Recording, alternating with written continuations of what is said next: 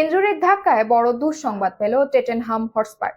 সান্ডারল্যান্ডের বিপক্ষে ম্যাচে হাঁটুতে গুরুতর চোট পেয়ে মৌসুমের বাকি সময়ের জন্য মাঠের বাইরে ছিটকে গেছেন দলটির নির্ভরযোগ্য ডিফেন্ডার ক্রিশ্চিয়ান রোমেরো। দ্বিতীয়ার্ধে প্রতিপক্ষের সঙ্গে সংঘর্ষের পর ব্যথা নিয়ে মাঠ ছাড়েন স্পার্স অধিনায়ক।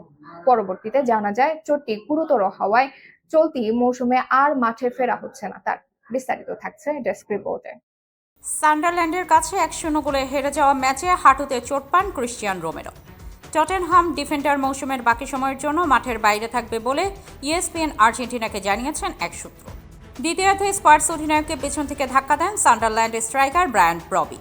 তারপর সতীর্থ গোলকিপার আন্তোনিন কিনস্কির সঙ্গে সংঘর্ষ হয়। হাঁটুতে আঘাত পেয়ে ব্যথা নিয়ে মাঠ ছাড়েন রোমেরোর প্রতিক্রিয়া দেখে তাৎক্ষণিকভাবে আশঙ্কা প্রকাশ করা হয়েছিল যে ইনজুরি হয়তো গুরুতর এবং প্রাথমিক পরীক্ষায় আর্জেন্টাইন ডিফেন্ডারের হাঁটুর লিগামেন্টে চোট লেগেছে। আঘাত আরও গুরুতর নাকি জানতে আরও কিছু পরীক্ষা করা হবে।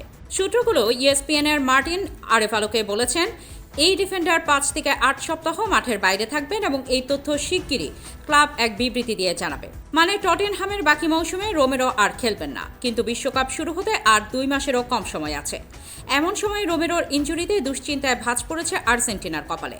অবশ্য তাদের শিরোপার মিশনে নামার আগেই পূর্ণ ফিটনেস ফিরে পাবেন রোমেরো, এমনটাই আশা তাদের।